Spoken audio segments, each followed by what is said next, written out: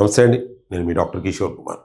చాలామంది ఇంకొక సమస్య ఉంది. అదేంటి అనంటే ఎరెక్షన్ వచ్చినప్పటికీ కూడా అంగం ఎక్కువసేపు గట్టిపడకపోవటం అనేటువంటిది ఒక పెద్ద సమస్యగా చూస్తూ ఉంటాం. అది ఎందువలన అలా జరుగుతుంది అనంటే ఇక్కడ చూడండి. ఈ యొక్క వీకెండ్ వెయిన్స్ గనక ఉండటం వల్ల అలా జరుగుతుంది. అంటే ఎరెక్షన్ ఎప్పుడు బ్లడ్ ఎంటర్స్ అవ్వగానే పెన్నిస్లోకి ఎంటర్ అవ్వగానే బ్లడ్ అనేటువంటిది లీక్ అవుట్ అయిపోతుంది. వీకెండ్ వీకెండ్ అయినటువంటి వెయిన్స్ ద్వారా అయిపోతుంది. ఎప్పుడైతే కనుక అలా ఉందో లాస్ ఆఫ్ ఎరెక్షన్. ఈ లాస్ ఆఫ్ ఎరెక్షన్కి గల కారణం ఏంటంటే ఈ యొక్క పెల్విక్ ఫ్లోర్ స్ట్రెంత్ లేకపోవటం ఒకటి కారణం అయి ఉండొచ్చు.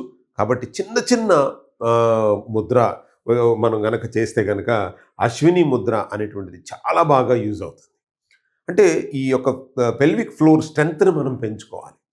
అలాగే ఈ యొక్క ఏదైతే గనక ఈ వీకెండ్ వెయిన్స్ గనక ఉన్నప్పుడు కొన్ని పోషకాహారాలను గనక మనం ఇచ్చినట్టయితే గనక ఆటోమేటిక్గా ఇంప్రూవ్ అవుతూ ఉంటుంది. అంటే ఇక్కడ అశ్విని ముద్ర అనేటువంటిది చాలా ఇంపార్టెంటు. రెండోది ఏంటంటే అతి ముఖ్యమైనది మీరు అనుకోరనమాట. అంటే దీనివల్ల నాకు ఈ ప్రాబ్లం వచ్చింది అనేది వెయిట్.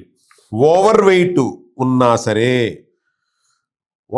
ఉన్నా సరే మీ అంగం గట్టిపడవచ్చు, కానీ ఎక్కువసేపు మీరు శృంగారంలో పాల్గొనకుండా ఉండడానికి ముఖ్య కారణం మీ వెయిటే. కాబట్టి ఏదో బొద్దుగా ఉన్నాము, నేను ఎప్పటి నుంచో ఇలాగే ఉన్నాను అని చెప్పకండి. దయచేసి మీ వెయిట్ మీద కాన్సన్ట్రేట్ చేయండి. వెయిట్ తగ్గించుకోండి. ఎందుకనంటే ఎప్పుడైతే ఒబెసిటీ అనేటటువంటిది శరీరం ఉండవలసిన కంటే వెయిట్ కంటే ఎక్కువగా ఉంది, అంటే బిఎంఐ లెవెల్స్ ఎక్కువగా ఉన్నాయి అని అనుకుంటే కనుక ఎన్నో అనారోగ్యాలని మీరు కొని తెచ్చుకున్న వాళ్ళు అవుతారు. అంటే ఒబెసిటీ రాగానే ఒక్కొక్క అనారోగ్యం, ఒక్కొక్క ప్రాబ్లం అనేటువంటిది మన శరీరాన్ని ఆవహిస్తూ ఉంటుంది. కాబట్టి మీరు ఓవర్ వెయిట్ ఉన్నవాళ్ళు అది ఒక ఓవర్ వెయిట్ దాన్ని పెద్ద సమస్యగా తీసుకోండి. అప్పుడు ఇలాంటి మీరు అనుకునేటటువంటి పెద్ద సమస్యలన్నీ సమస్య పోతాయి, చిన్నగా అయిపోతాయి. సో కాబట్టి మీకు ఇక్కడ ముఖ్యమైనటువంటిది ఏంటి అని అంటే ఓవర్ వెయిట్ అనేటువంటిది చాలా ఇంపార్టెంట్. రెండోది మీరు చిన్న చిన్న పెల్విక్ ఫ్లోర్ స్ట్రెంథన్ చేసుకోవడం అనేది చాలా ఇంపార్టెంట్.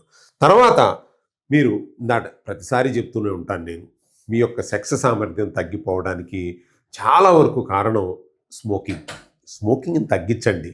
సార్ అలవాటు ఉంది, అలవాటును తగ్గించుకోలేను అని అనుకున్నప్పుడు మీరు చేయాల్సింది ఏంటంటే కన్జంప్షన్ తగ్గించండి. ఎవరైతే చైన్ స్మోకర్స్ ఉన్నారో వాళ్ళు తగ్గించుకోండి. సార్ నేను ఈ యొక్క సెక్స్ సామర్థ్యం కంటే కూడా నేను స్మోక్ చేస్తేనే దాంట్లోనే నాకు ఎంజాయ్మెంట్ ఎక్కువ ఉంటుందండి అంటే నా దగ్గర ఆన్సర్ లేదు. కానీ శృంగార జీవితాన్ని జీవితాంతం అనుభవించాలి అనుకునేవాళ్ళు మాత్రం మీరు ఆ స్మోకింగ్కి దూరంగా ఉంటే మీ ఆరోగ్యానికి చాలా మంచిది. ఇక్కడ 2 రకాలు. ఒకటి లైఫ్ స్టైల్ డిజార్డర్ వల్ల వచ్చినటువంటి ఎరెక్టైల్ డిస్ఫంక్షన్ ఒకటి ఉండొచ్చు.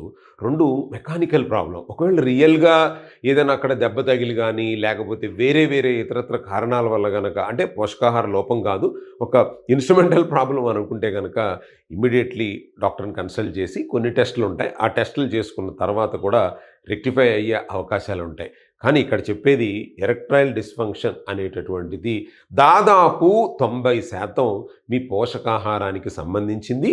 అలాగే మీరు జీవనశైలిలో చిన్న మార్పులు చేసుకోగలిగితే కనుక ఇది పెద్ద సమస్య కాదు. దానికోసమే మేము ఇచ్చేటటువంటి పోషకాలతో కూడినటువంటి కిట్టు దీనికి ఎలా పనిచేస్తుంది అని అంటే ఒక్క మాటలో చెప్పాల్సింది, మీ పోషకాహారాన్ని భర్తీ చేస్తుంది.